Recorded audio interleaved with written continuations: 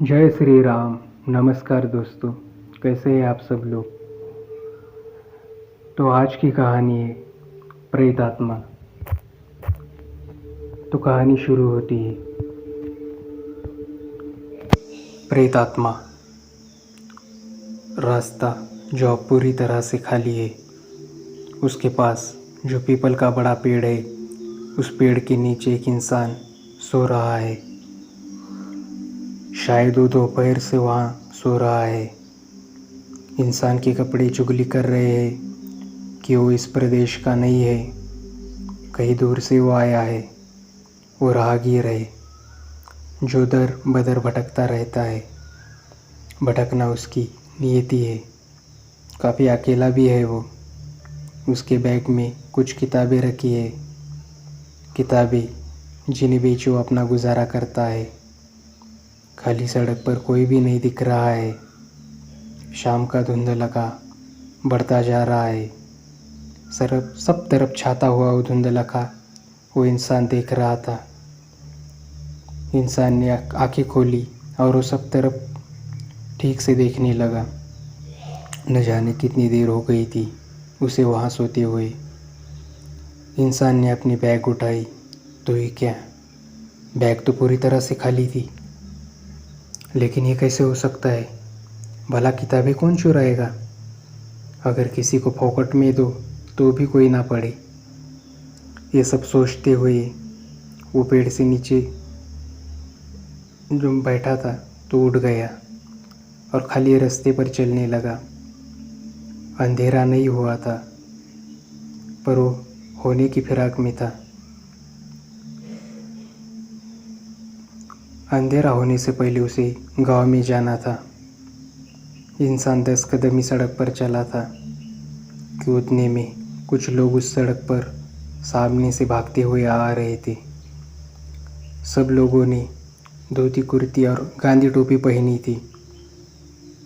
शायद सब लोग गांव के लोग हो, ऐसा सोचते हुए वो इंसान करीब 2 कदम ही चला और उसने जो देखा वो देखकर उसकी नब्ज जम सी गई।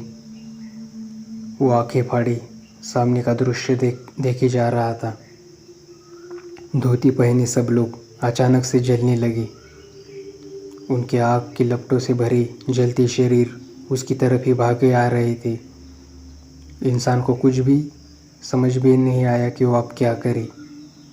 एक सिरन रीढ़ की हड्डी से होते हुए दिमाग तक दौड़ गई। उसने डर से आंखें मूंद ली और वो उस जगह पर स्तब्ध खड़ा रहा।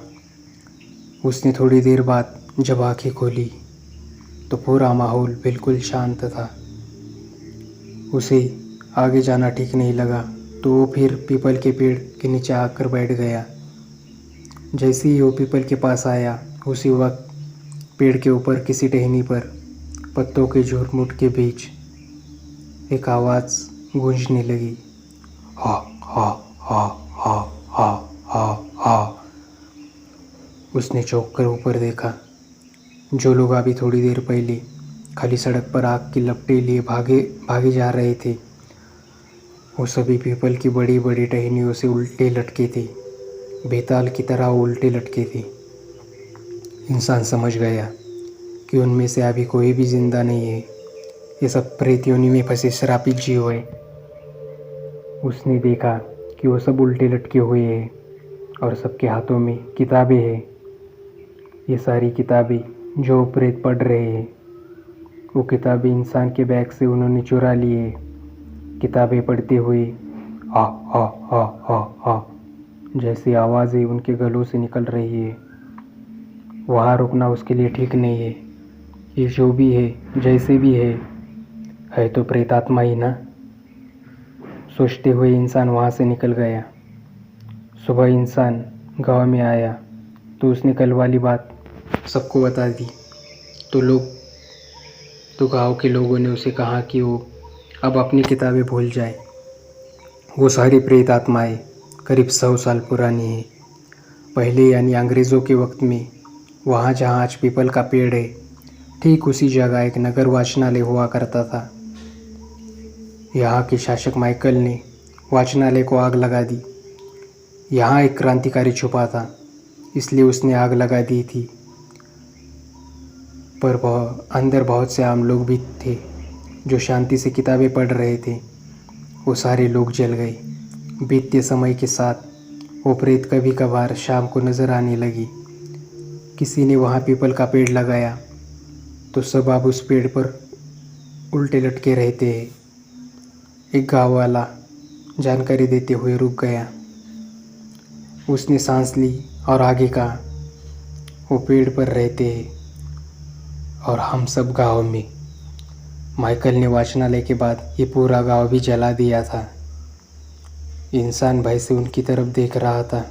सारे गांव वालों के शरीर अब धीरे धीरे काले पड़ने लगे थे। तो कथा यहाँ समाप्त होती है। थैंक यू दोस्तों। जय श्री राम।